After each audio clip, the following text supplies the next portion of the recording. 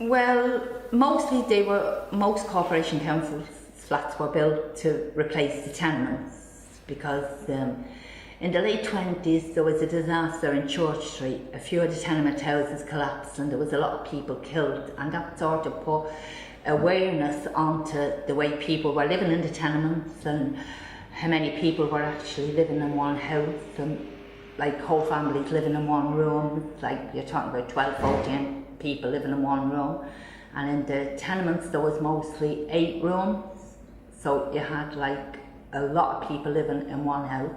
And when the Church Street disaster happened, the council sort of decided then, maybe I'm wrong, but this is more or less, declare the slums of Dublin and put people into houses in the outskirts and build flats for people that wanted to stay in the city. So most people that moved into the flats would have come from the surrounding area, from tenement houses that were being knocked down. They were luxury to people then because they actually had running water and they had a toilet, where in the tenement houses, if you lived up the top, you'd have to go down 12 flights of stairs to use the loo and get water and drag the water back up the stairs. Some of the tenement houses on every second landing had a sink. Not most of them. Most of them were down in the back garden. So Oliver Bond, when it was built, would have been complete luxury to the families that moved in. The kids would have had bedrooms, the parents would have had a bedroom, and they had a kitchen and a sitting room and a toilet. They had no washing facilities. There was baths in the kitchen beside your cooker, and that was your washing facility. Gradually, as the years moved on, people took the baths out. So you had absolutely no washing facilities at all.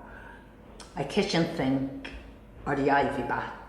Every child that lives in Oliver Bond is a brilliant swimmer because they went to the ivy baths every Saturday for a wash. Living in the flats, I moved into the flats in 1972. I came from the north side. I married a fella out of the flats. Oh God, it was hard to adapt coming from the north side to the south side because there is that great divide of the Liffey. But I soon fell in with everyone, got involved with the community and reared 6 kids in it and loved it, absolutely loved Oliver Bond, and I still love it to this day, even though I don't live in Oliver Bond now. And I'd still be living in Oliver Bond only for the rent. My husband worked and all my kids were working at the time, and my rent was nearly £200. I went to a house in Maryland up the road and my mortgage was 150. So it was economical. When I moved out, my daughter moved into my flat, so I still technically have my flat. Lavinia lives in my flat. I have 3 daughters live in one block over there, and they're raising their kids now. But I have to say, raising kids in flats is something else. When our kids were growing up, we had very, very little money, but we always made sure, the whole community of us, always made sure that all our kids had a holiday. Now, the holiday would have been Dungarvan with the OLGC club and for the boys, and the girls were in the majorette, they went to the Isle of Man. And then years after, we started up a committee, and we got together and said we'd bring the kids on holiday. So we brought them to a place called Chevegan in Wexford, an outdoor adventure centre. So we had to beg, steal and borrow to get the money for that, and beg, steal and borrow we did. Now I have to say, Bono and Paul McGuinness were very, very good to us. They paid for a lot of money for us for the holiday, because Chevegan was very expensive, because you stayed there for 5 to 7 days. but it was all in food and your activities, and one day you went horse riding, the next day you went skiing in the water and surfing, and it was all outdoor activities which the kids from Oliver Bond would never been able to participate in, you know, that kind of way. And the kids loved it. We loved it as well. We loved it more than the kids, I think.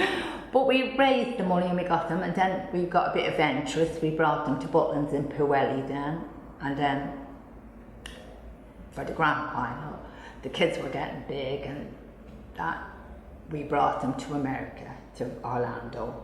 We charged £250 at the time, and that was 2 weeks, all expenses paid in Orlando, the flight, the hotel, the food, the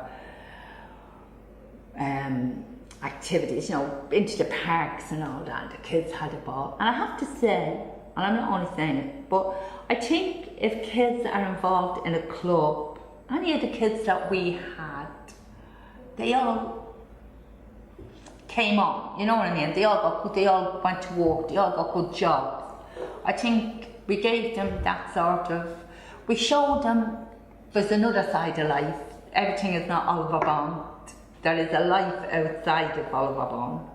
And they've all, actually now when you look back at it, they all have good jobs, the kids, and they have that wanderlust in them. They travel a lot, you know what I mean? But it was a great place to raise kids, and we were a great community. We really were, because, now I'll give you an incident, probably this has nothing got to do with it. There was an old man and woman lived in the flats. They never had any children. They were very fond of their drink. His name was Big Boy and Maureen. So she'd go out and get mad drunk, and she'd come in and the two of them would kill one another. And next of all, the furniture used to be thrown over the balcony.